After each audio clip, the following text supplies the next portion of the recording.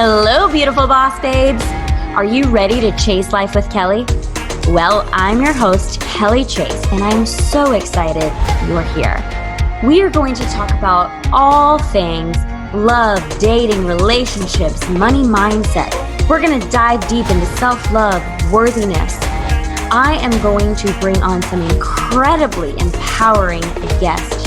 We're going to have fun, we're going to laugh, and perhaps we're even going to shed some tears together.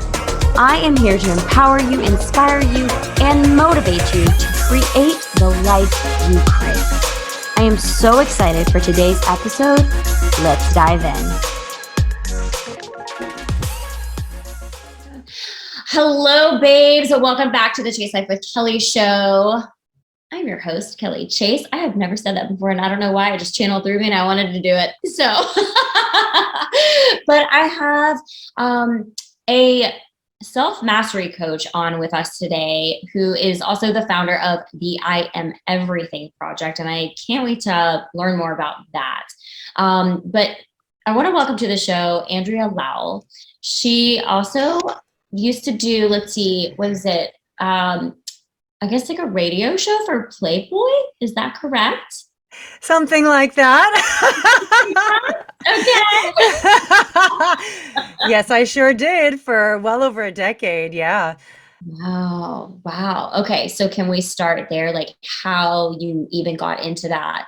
Okay. This is so cool because when I talk about this, it's so foreign to me because it almost feels like I've lived two lifetimes within the 40 years I've been on this earth because it's so far removed from who I am today, but it was so necessary for who I am today. So I went to UC Irvine, which is a university here in Orange County, California, and I opened up a local periodical and it said, in a black and white ad to really date myself. It was like, are you hot enough for Playboy? So imagine like a kind of like a white pages ad with black bunny ears. I was like, oh my gosh, I think so. And there was a phone number you call. So I called up the phone number, I made an appointment, and they actually casted me to be in the college girls issue of the New Sans special, the special edition for Playboy that year. And it turned out fans liked me. And it was really funny because I wasn't going to tell my parents. It was going to be a one-off thing. It's just something I kind of wanted to cross off my bucket list. Turned out everyone found out. People wanted more. So I ended up doing, to my knowledge, 29 special edition Playboys. And that led itself to working for Playboy TV. I first started working for them as their weather girl on our naked news show called the Weekend Flash. And then they started sending me out to red carpets. And then I ended up on a reality show, much like our beautiful host, Miss Kelly. And I ended up doing a lot of radio spots, you know, when you do the press tours and they send you around. And I ended up going on the Playboy Morning Show, which was the #2 rated show under Howard Stern on Sirius. Wow. Yeah. And they said, you know what? We really like your dynamic with the co-host. At the time, it was Kevin Kline, who's here in LA on K-Rock in the mornings. And they actually asked me if I would permanently co-host the show with him. And I was like, absolutely yes. So obviously I stopped going to pursue my biology degree and I just kind of went full-fledged into entertainment. And it was a wild ride. It was a wild ride. But that's how I landed there. Yeah. Oh my gosh. Okay. So now you're doing something totally different, I feel like. Yeah. So share your journey in that. How did you go from Playboy to now being a self-mastery coach? Well, I was miserable at Playboy. I didn't realize I was miserable because I was in denial and delusion. They were my coping mechanisms for kind of co-signing all the bad behaviors I found myself getting into. Oh, well, I work for Playboy. Oh, well, I'm supposed to be a party girl. It's okay if I'm drunk every day, right? Like, this is the lifestyle. I'm in Hollywood. I'm partying with rock stars and celebrities, literally at the Playboy Mansion. You know, I had my 25th birthday at the Playboy Mansion. I had my 5th wedding anniversary at the Playboy Mansion. All the debauchery that we hear about it, it's true. You know, the very first time I was there, I won't name names, but there was a couple and they asked a celebrity, hey, I would really like to watch you have sex with my wife. Will you have sex with my wife? And this guy, A-lister, was like, yeah, and just started having sex with these people right in front of me. I'm 18 years old or 19 years old at the time. I'm like, okay, I guess this is my new reality, my new world I'm living in. So because that was literally all around me everywhere I looked, I became a part of it. I became a willing participant in the partying, in the lifestyle. And instead of using any morals that I grew up with or, any reasoning, I just went full into it. And I did that really because I thought that's what was expected of me. I thought maybe I wouldn't fit in. It was like the beginning of my people pleasing starting to really form, really doing what I thought everyone else wanted, going along in things that I really knew better that I should have, because I didn't want to stick out. I wanted to be part of the cool crowd. And apparently it was working for me. They kept hiring me, they kept sending me out to do all these gigs. So I just kept doing what was working. And who knows if that's why they kept sending me out or what it was, but I was sticking to a formula. It was drink every night, party like a rock star, hang out with celebs, wear little to nothing, and get called again for a project the next day. Wow. So I did that for a long time. And like I mentioned, I was miserable. I had everything on paper, Kelly. Like I had, a really cool job, right? I was successful. I was making really good money. I had a really cool car. I had a house on the beach, Wow. and I'm miserable. I remember thinking about my friends from high school, my group of girlfriends who I'm still friends with now, and I was so jealous of them. You Yeah. know, like why can't I just like be happy like they are? And they're not faking it. So because I was so unhappy, I created this facade that I put onto the world. No, I'm amazing. I'm so happy. I'm so wonderful. And it was exhausting. Mhm. And day after day, like putting on this kind of like monkey suit of this caricature I was supposed to be. I had fake hair every day put in by the hair people, because our radio show was also live on Playboy TV as well. I Mhm. had fake eyelashes. I had, contouring up the yin yang, which I'm not mad at. As you can see, I wear a full face of makeup. I love makeup. I love the hair, but it wasn't mine. None of it was me. And I just kept going through with it. And Mhm. one day I was in the makeup chair, Kelly, and I'm looking in the mirror, and I just really kind of maybe my first eye gazing or soul gazing. I was just like, I can't do this anymore. Mhm. And I started crying, and I put in my 2 weeks notice. Wow, you have to go there. Yeah, and the show, ceased to exist because when you're, the host of the show, you can't really do a show without you. So, Mhm. um, I really just had to be miserable enough. And it was this anguish and this frustration of I seem to be hitting all these marks that society tells me that I'm hitting to be happy, and I'm not.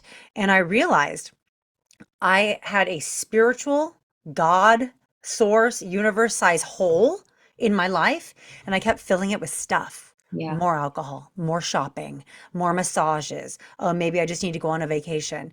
But what I didn't realize at the time, which I so clearly know now, is you can only fill that void with that substance. So if I'm devoid of spirituality, if I'm spiritually bankrupt, the solution is spirituality. Right.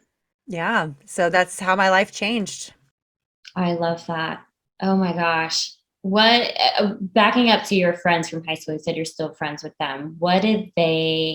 How were people perceiving you that had known you for a while you were working with Playboy? Like, did you lose any friends or family members? Like, that kind of thing.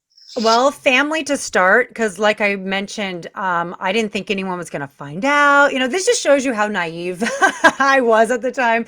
And I didn't talk to my mom probably for a couple years. She was just so disappointed in me, and it brought a lot of shame to my family. I was grown up in a beautifully religious upbringing. I went to private Christian school for most of my upbringing. My mom's a pillar in the community. Everyone knows my mom. And it just brought a lot of, shame to my family because they didn't think they raised me that way. And the fact is they didn't. But I I didn't see a problem with it at the time. I'm like, what? It's just boobs. Like it's just nudity. Who cares? Like whatever. Right. But we got through it, and honestly, it made us stronger. Mm. I think that's the sign of true love with people when you can use these things that really break you apart, and instead of staying broken apart, you come back together stronger. And that's really how it's happened. My friends, though, they bought my story hook, line, and sinker. They believed me. They thought I was rocking it. I was killing it. I was happy. Because I remember when I talked to them about this a few years ago, they go, wait, what? You were miserable? You seemed so on top of the world. And I go, yeah, because I was lying. I was lying to you. I was lying to me. I was lying to my husband. Like my husband, who was my boyfriend for a long time, but that we've been together 20 years. We actually met at UCI. We lived in the same dorm. So he's seen the whole thing. He had ideas that maybe I was abusing alcohol, or he had ideas that maybe I wasn't super thrilled with life, but he didn't even know the depths of my pain because I didn't want him to know. When we don't have good answers to things, we typically push away the people that are going to ask us all the questions. Right. So I really just kept pushing away any of those conversations. I didn't talk to my family too often.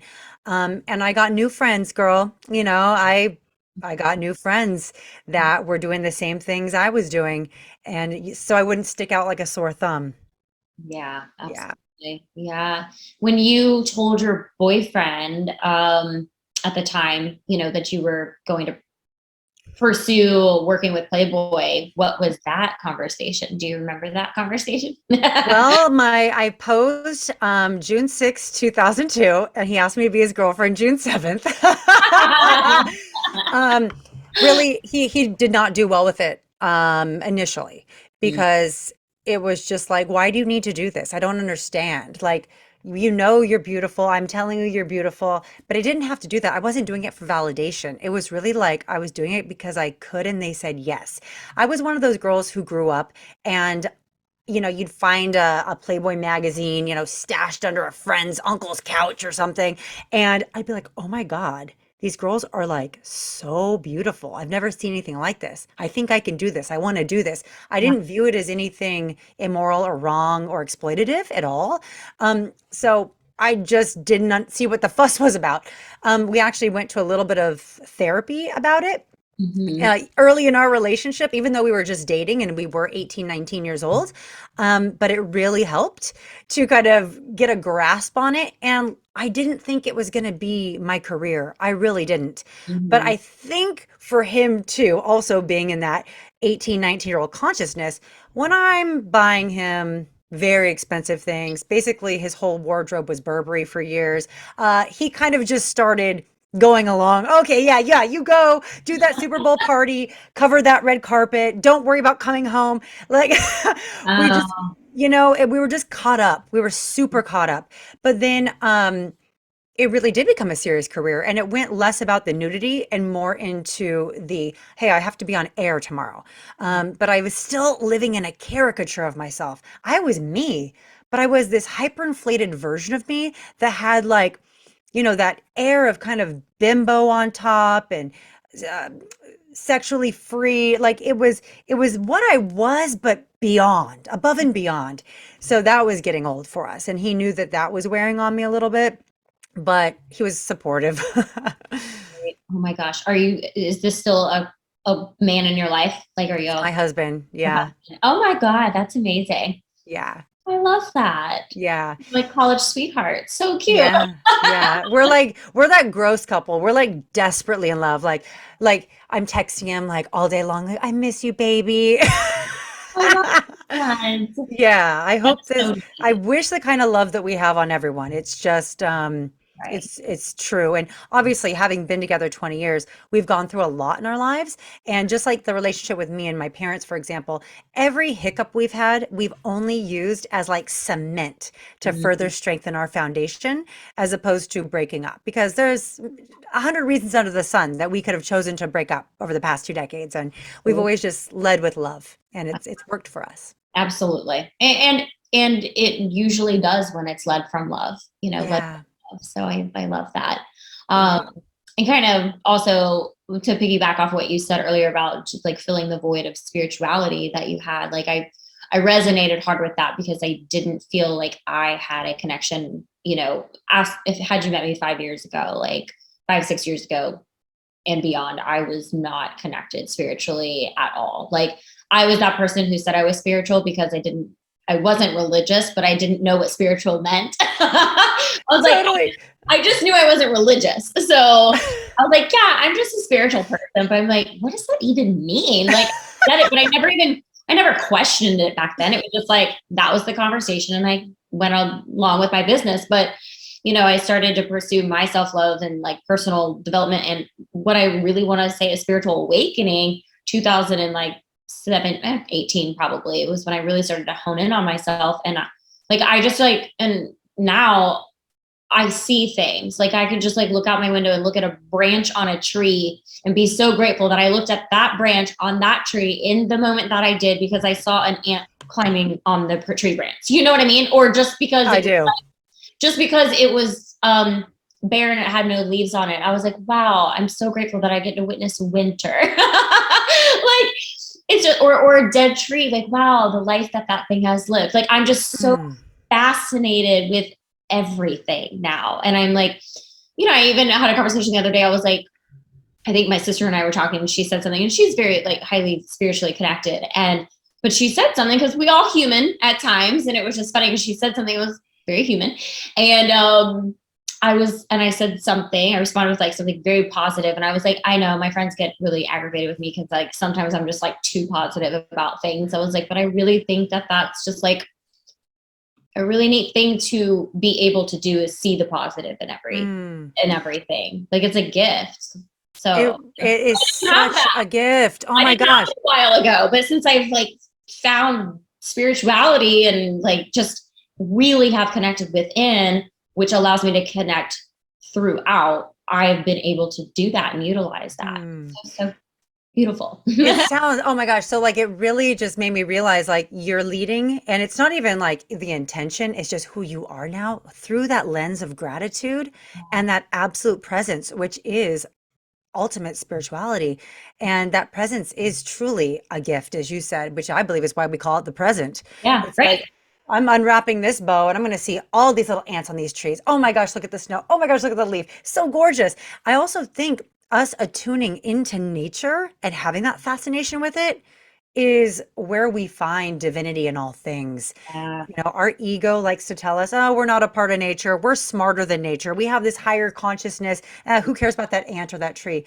True humility and, ridding ourselves of ego dominance and living from that space of gratitude and the divine allows us to say we are a part of nature. And I can actually look to natural law and see exactly how I should be. Wow, that flower is not trying to bloom. It's just blooming. Wow, those flowers aren't chasing the bee. The bee's coming to it.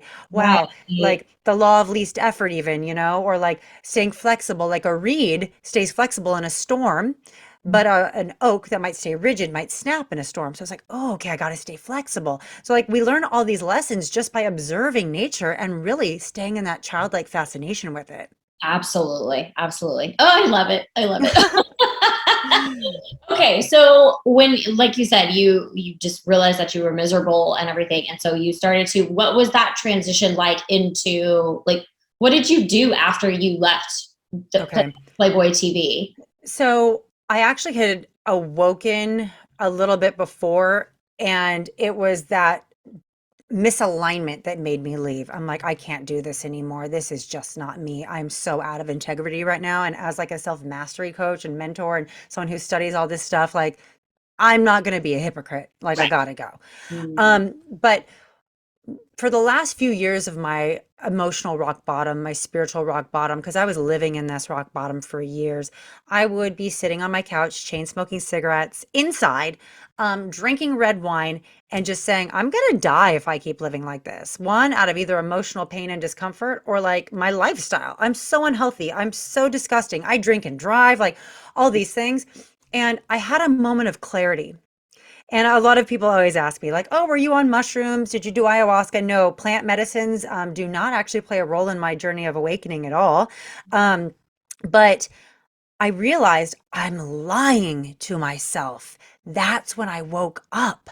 I was like, it literally, the epiphany hit me like a ton of bricks. I'm sitting there and I'm like, wow, okay, I'm a liar to me. Because I started thinking about how I was lying to everyone else. I'm like, well, why am Mm, I lying to them? Oh, because you're believing it too.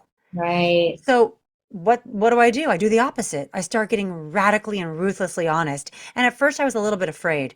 Do I really want to look at all the lies I've been telling myself? Do I really want to peel back the layers of the onion and get to that core? What if I don't like what I see? But I actually found it exhilarating. I was like, "Oh my God, that's where I'm lying. Oh my God, that's where that reaction's coming from. I'm afraid of this. I'm afraid of that." I found it so fun and exciting to peel back those layers, to find out who I really was at my core essence. And my core essence was nothing like I was doing. So I started taking the opposite actions of the way I used to be. I started looking at what I value. And I started acting in accordance with that. Maybe you're miserable because you don't value a Fendi handbag, but you have a closet full of them. Mm, Maybe that's why you're miserable. I don't value that stuff. I right. was trying to do what other people valued in my circle. No wonder I was miserable. I realized I value nature. So I started going out hiking every week. I started, doing backpacking trips. I started really immersing myself in the things that I value. I value honesty. So I practiced ruthless self honesty and made sure I was honest with others, making sure, I wasn't so blunt I was hurting anyone, being discriminate. I realized I value integrity. So I started making sure I walk the walk. I'm not just talking, Mm, I'm actually embodying the spiritual principles that I'm starting to learn. So uh, I really just did the opposite of everything I did. And, for fun, I used to study quantum mechanics back when I was asleep and drunk. And I started to realize, ooh, I'm starting to manifest and do all these cool things. So then I started, before I became a self mastery mentor, I was really teaching people how to manifest. And then I realized I'm teaching people how to manifest, not with vision boards and, things like that. It's through our beliefs and our frequencies and what we're emitting on that quantum level. yeah. So then I started going really deep into kind of outlining how self mastery works and the steps I was taking. And I started taking my friends through it. And I started taking clients through it because I was working in nutrition at the time. And I realized, oh my God, I have the secret formula. This is everything. And it was just like, now I see why my life had to be the way it was. I saw why my interests in the things were the way they were. And now it's all making sense. Like my pain became my purpose. And Yeah. now I can teach people, like, no matter where you're starting from, you can go to the highest levels. You can enter the fifth dimension. You can go to higher consciousness. I've worked with all sorts of people because they'll say, "Oh, well, you had a high rock bottom. You had a house. You had a this." Well, I've worked with street workers, Mm, like night workers. I've right. worked with drug addicts, other people that have abused alcohol. So it's not about, like, you have to have my story to get my results. It's we have to be willing to do the work. Right. And no matter where we start, everyone's going to end higher if they just surrender. Yeah. Yeah. Under. Great word. I didn't know what it meant for so long, and I thought surrender was weak. Yeah. I realized it takes so much strength to surrender, Gosh. because surrender means I trust that this higher power source, this divinity, the universe, God, whatever we want to call it, is really running the show. And I need to just align with it. I still have free will. I can still make all the mistakes. I Mm, don't have to fulfill my dharma. I can totally fail. But there is something like constantly rooting for me, constantly having my back. And if I can just get out of my own way, surrender, and align yeah. with my higher power source, that's where the magic is. Absolutely. Oh, I love that so much. It's so true. Um, okay. So you mentioned, just being radically honest with yourself and transforming your pain into your purpose.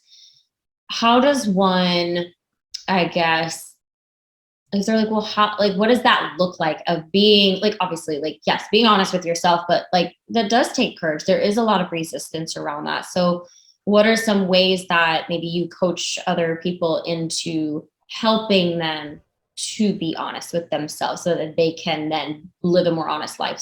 I love that. And the courage bit I want to tap into first. a lot of times when you have a story like mine or anyone who's kind of starting this self-mastery journey, we really lack courage. That's why we're like, I need self-mastery. I need to know myself. I need to understand everything so I can live my highest life. When we start this work, we actually cultivate courage. So it's like by walking through that fear and taking that first step and looking at the lies we're telling ourselves, I now actually have earned my own courage. So that's how we get it. Like, I can't just, put a patch on someone's arm and say, okay, you're courageous now. No, you have to cultivate it. You have to foster it. And by looking at ourselves first is the way. So typically, the way I did it was I started to look at the things that really pissed me off. Mm. So let's take my husband, for example. Yeah. I'm like, okay, he annoys me. He is, so judgy to me sometimes, blah, blah, blah, blah, blah. He's always leaving the toilet seat up, whatever. And I looked at that and I'm like, okay, that's him. What do I have to do with this? How does this self-mastered, how does someone who's practicing the journey of self-actualization and self-awareness and radical honesty look at this? I say, what's my part in that? Maybe I'm not utilizing boundaries. Maybe I'm having unrealistic expectations. Like, Mhm. there's realistic expectations in a marriage. I do expect him to maintain his vows. I do expect him to not cheat on me. I do expect him to come home every night. I don't think that's unrealistic. But it's unrealistic for me to think that every single person I meet and love and know is going to react the same way I react, is going to say the script that I wrote in my head that they didn't get a copy of. Wait, what? Huh? But you should have said this. Like, okay, sorry, get over yourself, lady. So I Right. started to realize my reaction to people was the problem. My people pleasing was the problem. My resentments I was harboring was the problem. So Mhm. instead of pointing the fingers at everyone, I took that hand and I just pointed it back at me. I can't change anyone, but I can change me. Right. I can't change people's opinions of me. I can't change their reactions to me. But what I can do is I can say, what is my part in this transgression? Mhm. So I started, and I just went down the list. I started with the big ones. With my clients, I call it our master list of biggest offenders. And it's usually mom, spouse or boyfriend or whatever. And we just kind of go down the list and we start to look at what we did to contribute to certain things, Mhm. right? Like, oh, I'm mad at my mom. She didn't talk to me for 3 years. Well, maybe because I was ducking her phone calls. Right. Maybe because I posed for Playboy and that embarrassed her. Like, instead of just saying, like, how could my mom should be calling me. She's my mom. Maybe I had a part in that. Mm. Maybe I actually need to take some ownership. So the self-honesty thing goes from blaming everyone for the way I feel about them into saying, I am actually responsible for the way that I feel about them. I also teach my clients about karmic filters. It's kind of like lenses. So a karmic filter is something that we look through and experience the world through based on our trauma, our life story, our shame, our good stuff too. Karma's positive as well. But that's how I'm looking through life. And we all have different karmic filters. But I was looking through the karmic filters of blame. It's your fault. Like, it's your fault that we're not talking. No, I'm the one that posed for Playboy. Like, not Right. you, mom. Right. So, but I couldn't see it that way because my filters were so thick and I was so used to looking through them that if I even tried to put it down, it was blinding. Right. So, through this work, we get to put down those karmic filters that don't serve us and put up new ones. So, I took down the blame and the shame and the resentment, and I put up compassion, acceptance, and detachment. Right. So, we really just take a really honest look at ourselves and we also look at our fears. What I've learned through doing this work for so long now and taking so many people through it is that there's always an underlying fear to any poor reaction I have. So I can use the example of the toilet seat with my husband. Something so benign, a toilet seat left up, would actually put me into a tailspin. Like, how could you? It's a toilet seat. Just put it down. What's wrong with you? And it's like, why am I acting that way? I'm acting that way because my underlying fear is that my husband doesn't respect me enough to put a toilet seat down, that I'm going Mm. to break up with him, that I'm going to have to sell the house. I'm going to have to explain to my family, like, he's a horrible guy, like, like, the worst case scenario thinking, but it's rooted in that fear that my husband doesn't respect me. So me and my clients, we look at our fears in depth. And I'm here obviously to help them see any blind spots. Because when I first started this work, I remember with a pen and a paper going, okay, well, I've identified a couple fears. Maybe I'm onto something here. And then I'm like, nah, I'm not a fearful person. I'm really not. Like, I'm going to stop. Right. So it's Mm, like you don't really know all the fears. So having a mentor, and I know you've worked with mentors before, like, and I know what you do too. It's like we help people see those blind spots because mhm. when you're in it, it's so hard to see. But me, I'm not emotionally tethered to anyone and I'm not in denial about anything. So I'm like, no, I think you might be afraid of this. Oh shit, I am. Wait, what? So Wow. these light bulb moments and that radical self-honesty stem from knowing why we act the way we act and taking it down to that root fear or down to that root trauma as well. Mhm. Absolutely. Absolutely. During one of my sessions with a former coach, this was like, God, I feel like it may have been a year ago.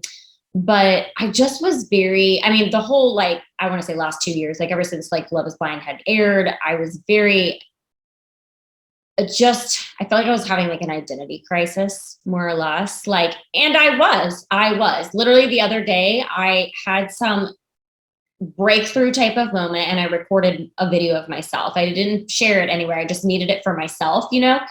But I was like, okay, in 2018, at the beginning of 2018, I started going through this like personal development journey. And then we filmed Love is Blind that like shook me upside down. And then I invested in my first mindset coach, which shook me further upside down because I was like, what is this? Like, we were doing shadow work and inner child healing and like it's just bringing up all these limiting beliefs and like these traumas and deep rooted stories. Like literally we went into everything that had never been talked about before. Right. Right. And so I was like, oh my God, like, it was like I was discovering who I was maybe for the first time in my life. Right. Mm-hmm. While also unlearning everything about myself too. And so I felt like it was like I was like losing myself, but finding myself. And then like a year later, the show airs and we had filmed it, 16 months prior to it airing. And to the world, I am that person. And now Right. I'm this person. And so it was like everyone was telling me who I was. And I was like, wait a second. Like, no, I know who I am, but do I know who I am? I don't know if I know who I am. Like it was just like such a cluster. And so like, I mean, granted, I was like still working with coaches and, going through the motions and everything. And it was great. And I was learning a lot about myself. And like I said, like, I think it was February of 2022. I had a conversation, about, I was like, why, like, I've been working with this woman for probably 10 months. And I was like, I still feel like I'm like juggling this, like, who am I supposed to be type of like thing. And like, I do my work, I do my journaling, I'm doing all this freaking work. And she just, she was like, okay, was there like any type of, comparing like you and your sister growing up? And I was like, no, I don't remember like, chasing spotlight, with my sister or anything. And then she was like, okay, but spotlight of some sort. And I said, yeah. She was like, how was like, what did you do? Sports? Did you academics? Like anything like that? And I was like, well, yeah, I mean, like I was in plays, I did cheerleading, I did, I did a lot of different like recreational type of things. I was on homecoming court, I won prom queen and all these things.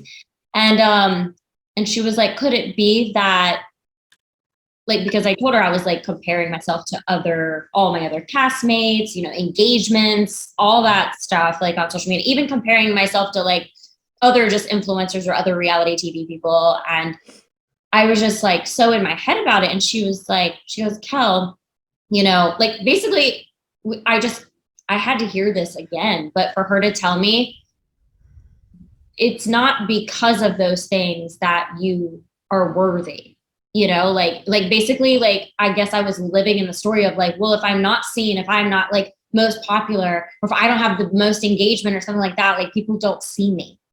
And like, they don't know about me and that, so I was like trying to like, and I was probably doing some things a little more inauthentically. Or, I would look at something and be like, oh, their post got like like a lot of engagement or whatever, maybe I should recreate that. Right. And like, I should do that. Right. And instead of, I wasn't not being myself, but it wasn't an idea that stemmed from me, and it may never have stemmed from me, kind of thing, Totally. But I was just so lost in that. And when she said that, though, I mean, obviously I started crying, and I was like, wow, like, I feel like maybe that's it. I've been like living my whole life in the sense of like, when I do this, people see me. When I do this, I am worthy, of like people's love and attention and affection and all of that. And I was like, shit. It was just so like mind blowing. And then ever since then, I was on this I read A New Earth, coincidentally around that same time too. And I was just like, wow, I think my human and my spiritual self have been like in war with each other for the last 2 years. Like, it was just wild what had been going through my mind ever since Love is Blind came out. But I feel like over the last 6 months, like everything that I learned, like I haven't been working with a mentor the last 6 months. Like, I'll tune into like a master class here and there, but like I just kind of pumped the brakes on a lot of that and started connecting and like integrating everything that I had learned so far. Because I think I was also like, one coach one time, she was like, "Kelly, I think you're like going into this like personal development junkie like label." She's like take time to integrate it, like take time to like embody the things instead of like chasing. And I think that was a part of it too, which one of the coaches had mentioned. She was like, I don't want you to be investing in coaching and therapy or whatever because you think there's something wrong with you and that you need to be fixed. I want you to do it. I want you to do it to learn something. Yes. And I was like, oh. I was like, oh, I thought that's what I was doing. But you're right. Underlying, I was probably doing it to be like, well, this is something that's wrong with me. How can I fix it? So that I can be more seen, right? Right. I mean, you bring up so many wonderful things. I totally identify with you with, having been on a reality show. It airs later. You're a different person at this time. And being misunderstood really sucks. It's like, no, I promise that's not me. Like I'm over here. But like then the public doesn't even want the real version of you. They just like that really kind of warped version too. And that is an adjustment. But I always think too, my soul, yours too, we signed up for this. We knew what we were doing. We wanted these lessons. We wanted these challenges. And I think also for you and I, we've had to learn, like your coach pointed out, we're here to stop outsourcing our power. Because I used to be a junkie for it too, reading all the books, doing the things, doing the retreats, doing the this, doing that. I was having circles at my house. Like I was doing it all. But it's like, I have everything I need within me. I just need to unlock that power through embodiment, through integration. Because if I have a head full of knowledge, but I'm not doing anything with it, what's the point? Except for just going and throwing my money away. Right. Even though, of course, you're going to learn something from everyone, but it's really sitting with it, walking the walk. And actually, that's one of the reasons my mentorship program is called the I Am Everything Project, because I am everything I need. Of course, I will outsource if I need like an Akashic Records reading, because I can't do that. Actually, I can. I just haven't tried it. We all can. But it's like I really became my own guru. And I know that's what you're doing too. We're getting to a place of such incredible self-esteem, which is the ancestor to that worthiness, and that I am showing up so authentically, like this is who I am. I don't need to emulate. I know my message. I know my power. And that's the self-mastery journey. So I'm so glad we're having this conversation. And I'm so glad that, you have had all this wild upgrades and up leveling and see everything so clearly. And isn't it so fun? Like there's times where it sucks and the truth hurts, but like it's so fleeting compared to the joy and the bliss of those upgrades. Absolutely. But, it's just a constant, I remind myself constantly, it's temporary pain to create like so much more like lifelong happiness and peace in your life. I mean, I definitely think that I can be that person, let go to create space for new and create space for joy and happiness to come in. And sometimes, maybe I'm a little bit too quick to let go of things or whatever, but like, I also am like, but it really wasn't serving me. So shift it and that's self-awareness, but that's self-awareness. It is. Yeah. Right. So And it's really important that like maybe someone else's opinion or someone else's idea says, no, you're getting rid of too much stuff. You're creating too much stuff. No, that's your opinion. And to the self-mastered, other people's opinions don't affect what I do because I know myself so well and I'm aligned with the divine. I'm Hmm. fearless about it because guess what? It's okay also to make mistakes as we grow. Maybe I did get rid of something too quickly and I realized that wasn't the right decision. Okay, now I have more information and knowledge about this for the next time this happens to make a better decision. So it's like we look at these things as everything's perfect, everything's wonderful. I'm going to do all this stuff because I know, because I'm rocking through self-awareness. Yeah, Yeah. absolutely. Absolutely. So brings me to my next point. A lot of people, they deem this healing work, tuning into self-love as selfish. Hmm. What is your, response to that? I definitely don't agree with that at all. I think that to prioritize ourselves so we can show up for the collective, show up for our families, show up for our clients, show up to our romantic lovers as the best versions of us is hardly selfish. It's necessary because I've mentioned people pleasing a little bit, but I am a recovering people pleaser. And when I put my husband at the top of the list, my relationship wasn't great. I put my mom on the top of the list. My relationship wasn't great. I put my clients at the top of the list. My relationship was not that great. Mm, Once I got over that programming, that limiting belief that I got to serve, serve, serve, and I'm on the last to serve, that's humble, da da da. And I started saying, no, I'm going to, rise early and do my gratitude. I'm going to sunbathe every day for 15 minutes. I'm going to have my tea. And guess what? I don't take a phone call or a client till 11 a.m., nor do I do an interview till 11 a.m. Whereas before, like, oh, someone wants to meet at 7. Okay, shit. Okay, I'll do right. it. When Totally. I prioritize Mm, my highest, everyone around me gets my overflow. And I just got chills when I said that. I want to perform and I want to serve and I want to show up and I want to coach and I want to mentor from that overflow of love and joy and purpose and service, not from lack or, to be cliche, like lighting myself on fire to keep other people warm. yeah. Like, I want my fire to be so bright people come to my fire because it's warm, Mm, right? So I make it a point that I do not serve from an empty cup. I only serve from overflow. And it might appear selfish to people who are not practicing this or they don't identify with what I'm speaking of, but just I encourage the listeners, just start taking that first step.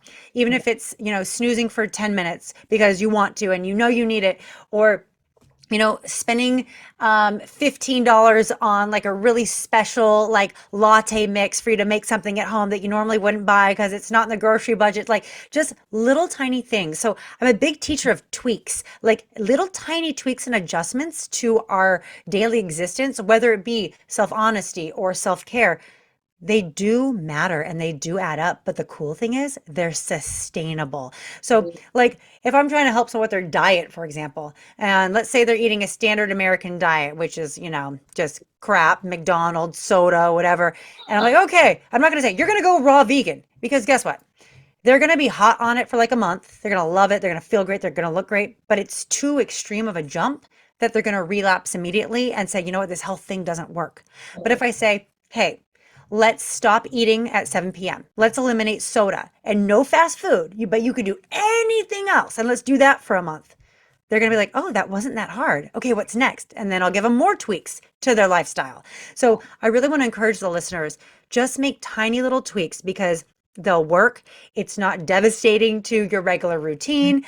Usually they're not very expensive and they're sustainable. I got rid of soda, for example, in 2005. I didn't change anything else about my diet, but I did that. And I mm. haven't gone back once, Yeah, that's amazing. right? But it's just an example of one small thing that seems major, but it's not. Because guess what? There's a million other beverages to drink, Right. right?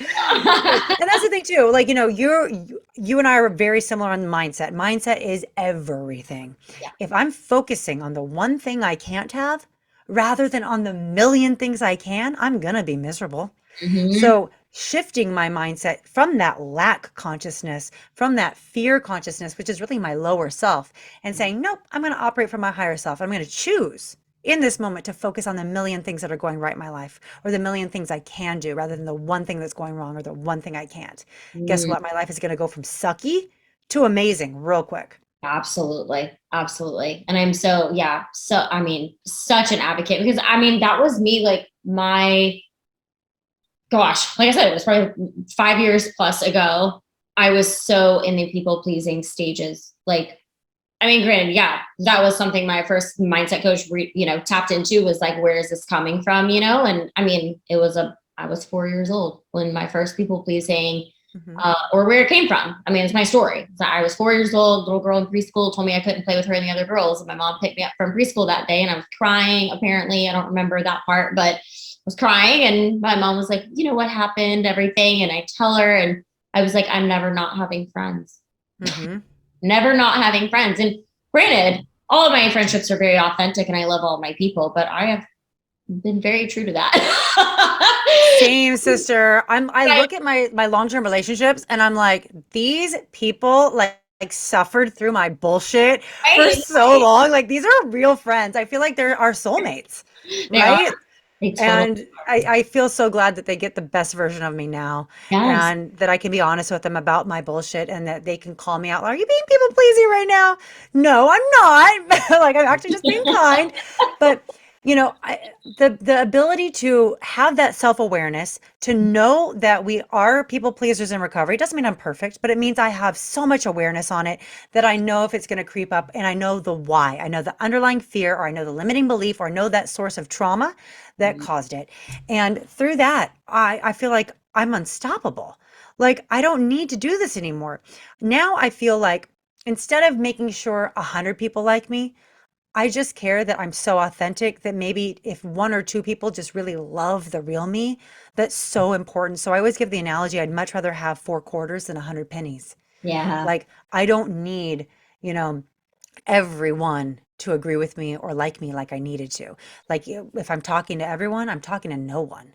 So I got to be ruthlessly authentic so I can find my tribe and I can stay on my frequency and I can stay pure and clean karmically and energetically and keep manifesting miracles. Yeah, absolutely. Absolutely. I love that. It was difficult for me the first year. Like I said, in 2018, I pretty much just like 180'd my life, or 360, or whatever we want to use. But I never know. Is it like around or all the way around? I would say 180 because I went from like one end to the other. Like, I completely, I knew what I needed to do to change like everything that was going on in my life. I just remember being in this like cyclical pattern, like in for a long time, like my last serious relationship was, I think it will, in like October, it will be 10 years.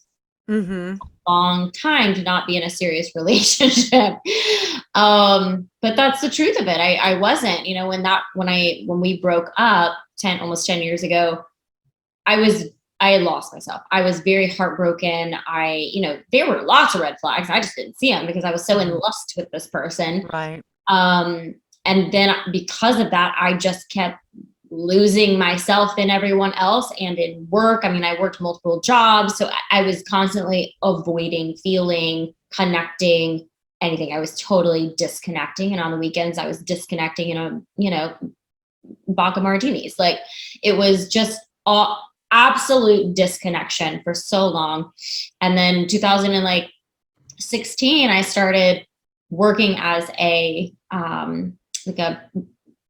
virtual like personal trainer and doing health coaching. And I had been doing health coaching, but dived a little bit deeper in 2016. And with the clients that I had doing the virtual training, they were coming to me and saying like, oh, you're changing my life. And I was like, I've never heard anyone tell me that before. So, it was like, I stuck with that for a year while working a corporate job. In 2017, I was like, something has to change. Like, I'm like dating very recklessly. I'm literally like working multiple jobs Monday through Friday, not working on the weekends, but I am literally so disconnected. Like I said, I just like was like going out and like drinking and staying up till 3 a.m., sometimes 7 a.m., not on drugs, just because I had FOMO.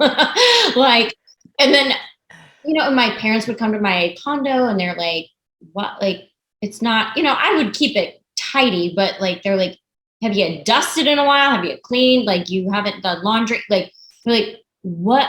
Why can't you keep up with your stuff? And I'm like, because I'm just tired. I'm tired Mm-hmm. and or hungover, right?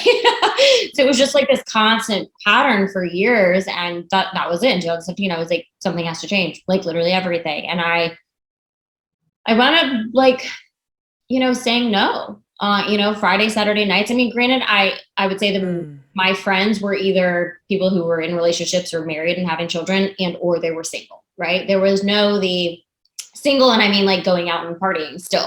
There was no the in between, the single who was not doing that stuff. So I felt like I felt one, very lonely, but two, almost like abandoned because people weren't reaching out to me. And then someone mentioned something one time, and they were like, "Well, Kelly, were you normally the person who would initiate? Hey, let's go hang out, let's go out, let's go to dinner, let's." And I was like, "Yeah," and they're like, "Well, they've never been doing that. Then if you were the one that was initiating it, now you've stopped.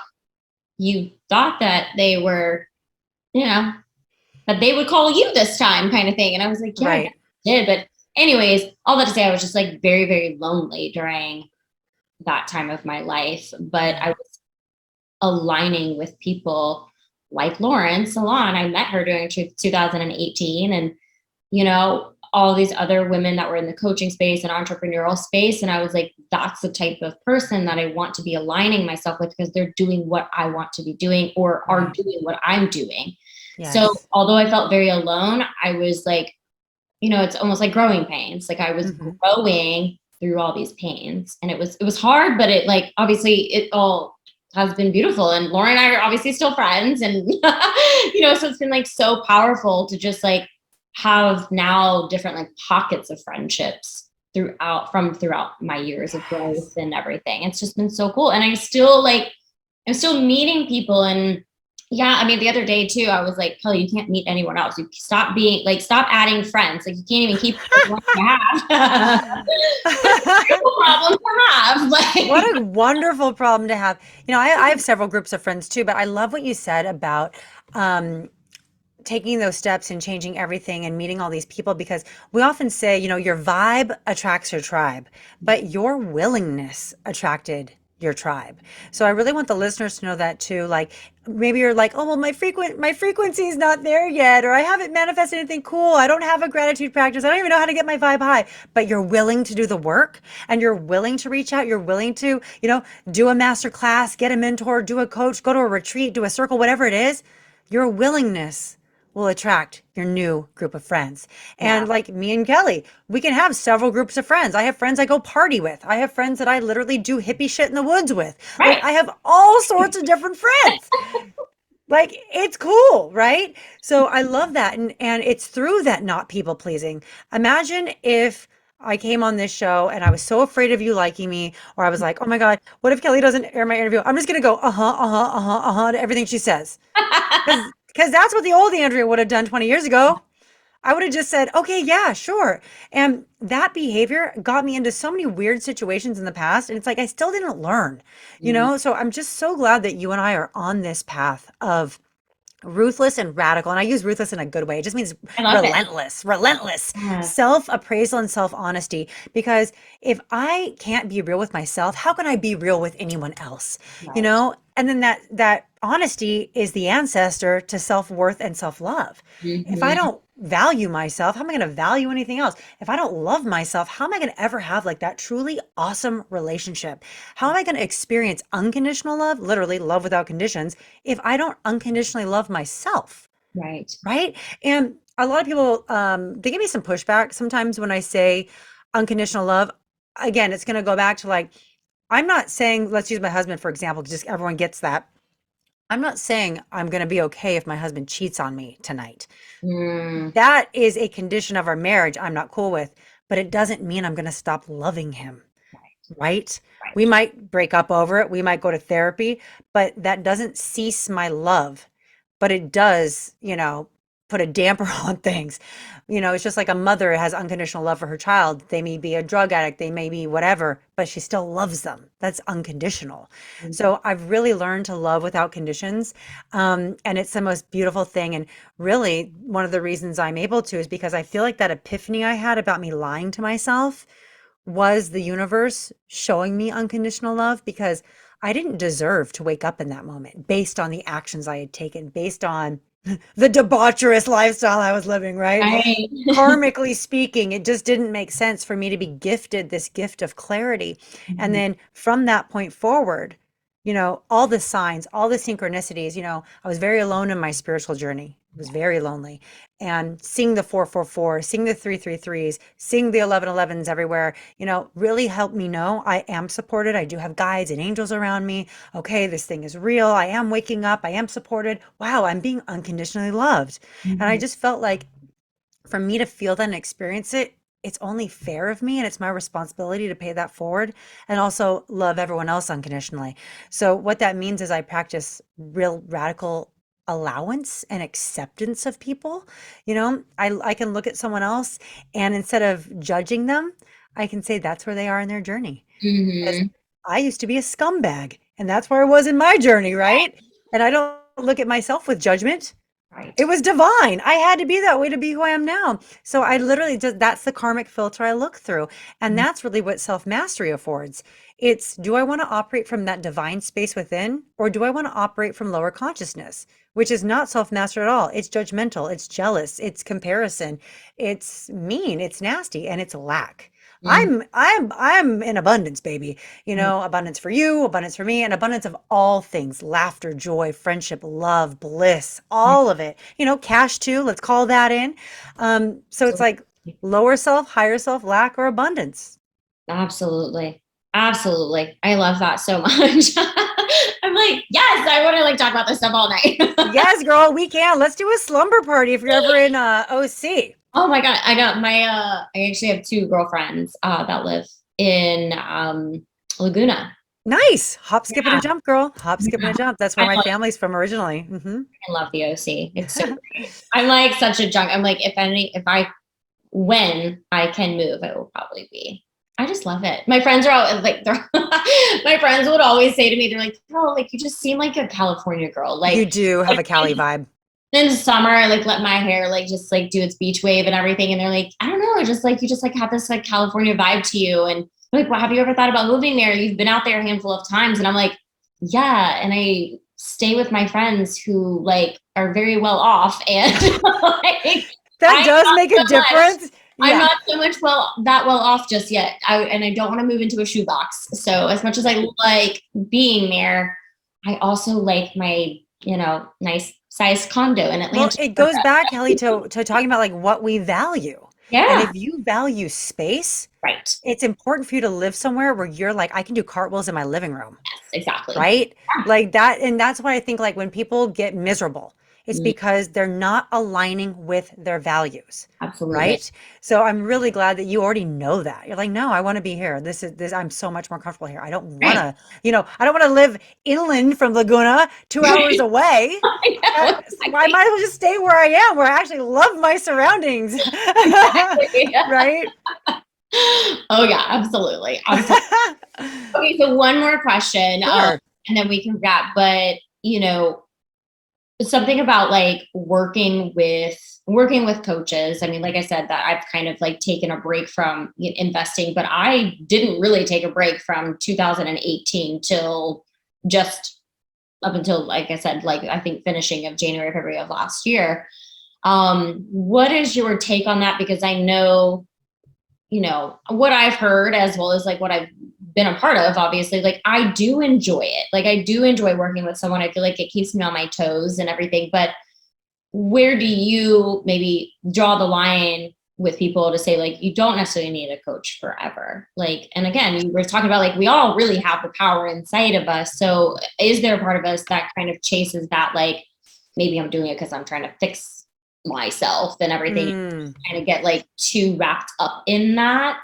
Like we're constantly searching, we're constantly investing in coach after coach after coach because we're almost filling a void. Like there's still lack. So Mm. something that maybe some coach did not help them see, kind of thing.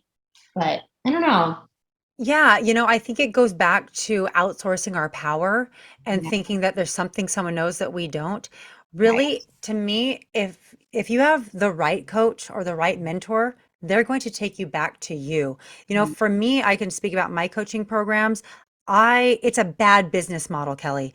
But I don't want a repeat customer. I don't want someone coming back to me and saying, let's do it again. Wow. Love Like that. I aim to empower them so much so on self-mastery, which includes, you know, understanding quantum reality, that ruthless self-honesty, the self-worth, the self-love, the limiting beliefs, the integration, the embodiment, all of it. I want them to know that so well that they can become a coach themselves. Yeah. That's how I want to leave my clients. So I hold the hand of my client until they feel like they can soar and fly. You know, I Mm. don't believe in coaching where we have a high ticket item and then I end up in a Facebook group and I don't get one-on-one time with my coach, because I've had that happen to me with business coaching. Because you know, when you start this thing and you know you're a light worker, like I don't know how to run a business. I Yeah. need a Right. business coach. And I actually did that. I spent a lot of money business coach jumping Mm. because I kept outsourcing my power and had to realize maybe I'm just not picking an aligned coach. Right. Maybe I'm picking my coaches out of fear. And it was. I look back, I'm like, it was all fear. I thought Mm. that person has a good following. They're doing this, they're doing that. I'm going to do what they're doing. But guess what? They didn't even really know what self mastery was. So why was I working with someone who Mm. wasn't even in my wheelhouse? Or Right. another high ticket coach, very famous, won't name names. I really was shot into a Facebook group and it sucked. I didn't like it. So that's really one of the reasons I became the coach that I am today. So Mm. I call myself a mentor, not a coach. I'm Mm. on the phone with my clients and it's not a set time. If it's 15 minutes, great. If it's 4 hours, great. We're going to help you get that perspective shift, that mindset shift, get you to align with your higher power source in this situation, get you to start cultivating that courage, that self-worth, and that self-esteem that is built by you doing the work in real life. And you Mm. have me to like cheerlead for you, Mm. right? So, Right. um, I think though, if people are new to waking up or living a life of integrity, maybe they do need a few coaches. Maybe they need to start with, you know, a mindset coach or a diet coach or a wellness coach or this, you know, maybe they do need all those things. But that's when the self-honesty comes in. Am I doing this because I feel like I am not capable of doing this on my own? Mm. Or do I just not know enough yet? So it's like we really have to look at ourselves through that lens and also use our discernment when getting a coach. Like obviously it's a business. You know, my primary purpose is to serve my clients and create self-mastered beings on a mission, right? To really just love themselves. But obviously my second purpose is to make money. Right. So it's like we have to know that, or we have to use our discernment. Like, is this person really putting my best interest in mind? Or am I just another number? Am I just another check? Totally. Because I really felt that way with one of my coaches. Like there was just no care. Or, you know, in anything that we spend a lot of money on, we have to really vet the person, do the pre-interview, get on the phone, see if you're a vibrational match. And that's one of the things I do is if we're not vibing, I Mhm. don't take the client. Right. You know, I just don't at the end of the call offer that opportunity. But Right. if we are, I'm like, hey, I would be so over the moon to work with you. Like I'm vibing hard. I think we can go Yeah. somewhere. So it's like use our internal guidance system, our emotions. Our emotions are the ally of our soul. And we're feeling like, oh my God, jazzed up. Yeah, yeah, yeah. This is probably our emotions saying, do it, sister. Right. But Absolutely. if we're thinking, oh my God, I need this. Maybe I'm not enough. Do I have to? Da, da, da. Mhm. That's our emotions saying, maybe you're operating from lack. Yeah. Maybe you're operating from feeling less than. Keep looking. And if it's right, it'll come back to you. Because we know when something's meant for us, it'll pop into our field of awareness again. It's not like one and done. The Yeah. universe doesn't operate like that.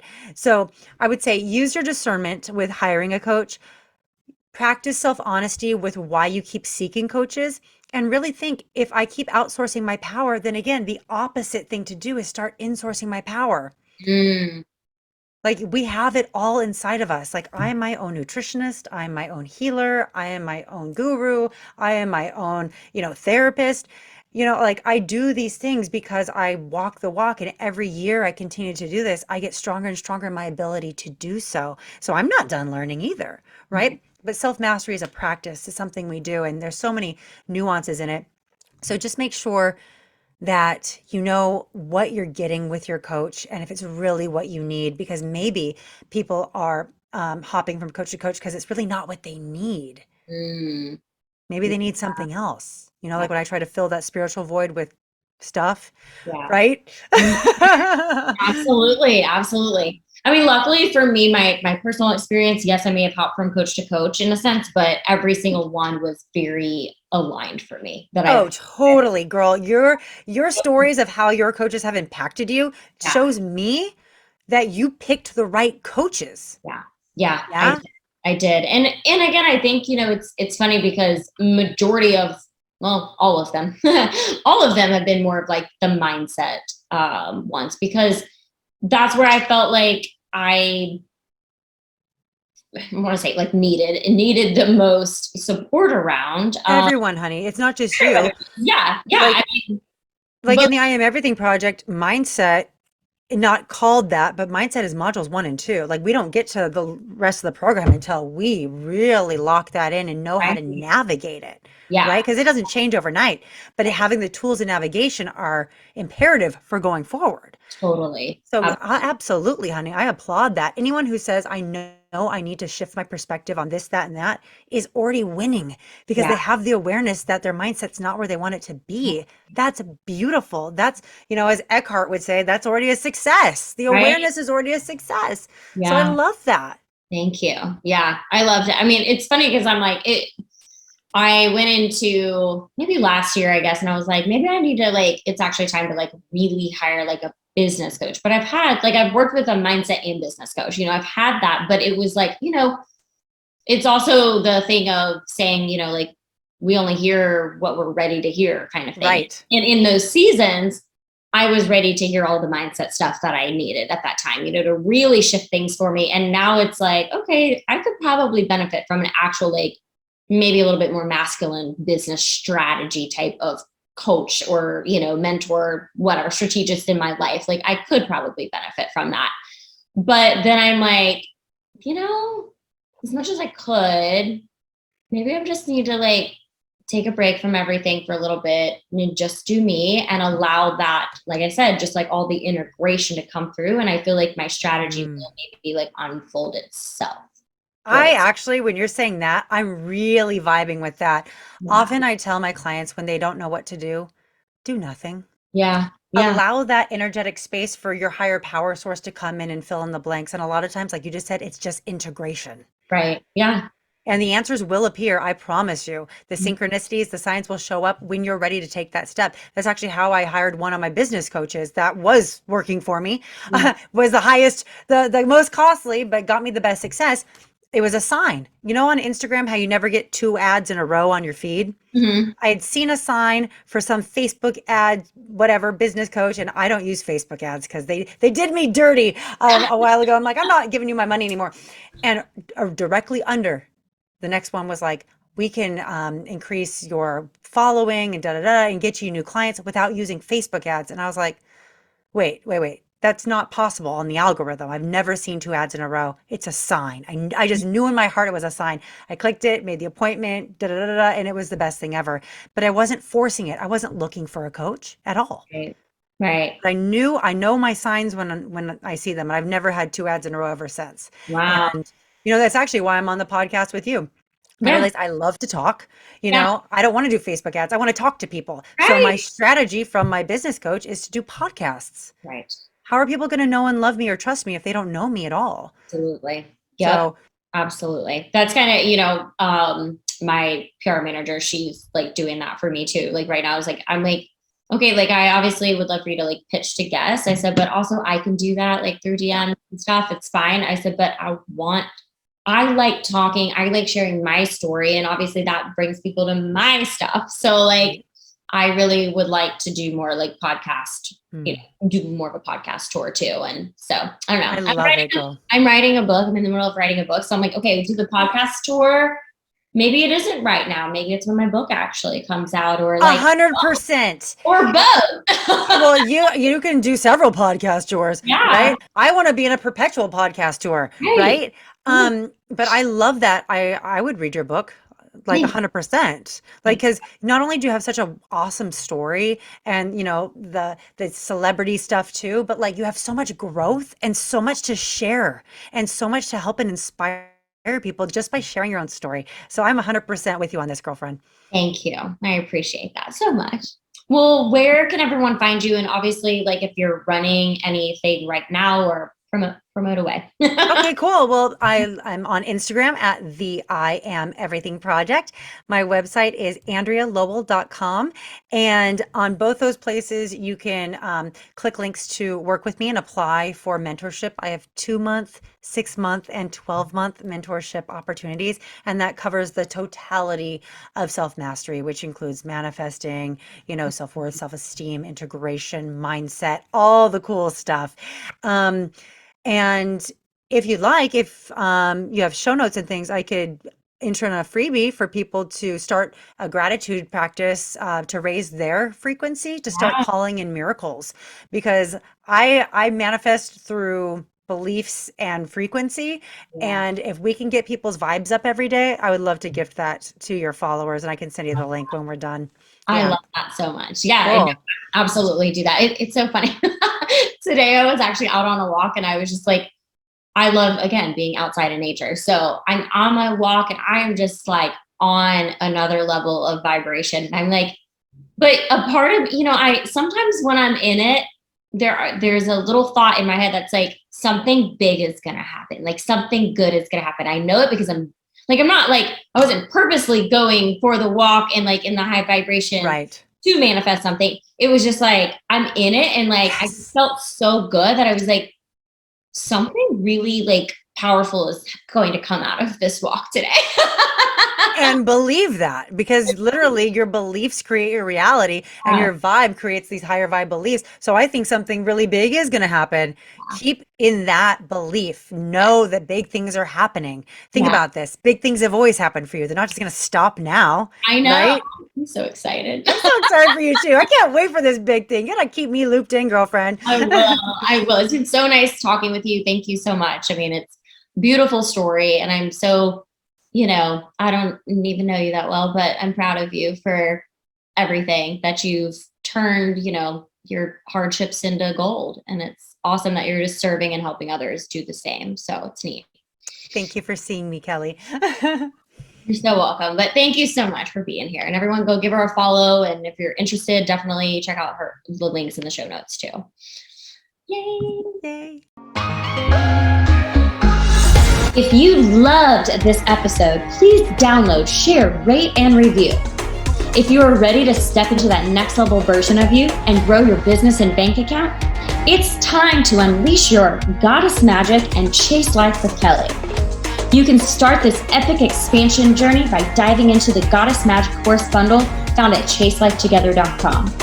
Please connect with me on Instagram at chaselifewithkelly. Join the Chase Life with Kelly Facebook community and subscribe to my YouTube channel. Till next time, create the life you crave, babe, and chase life with Kelly.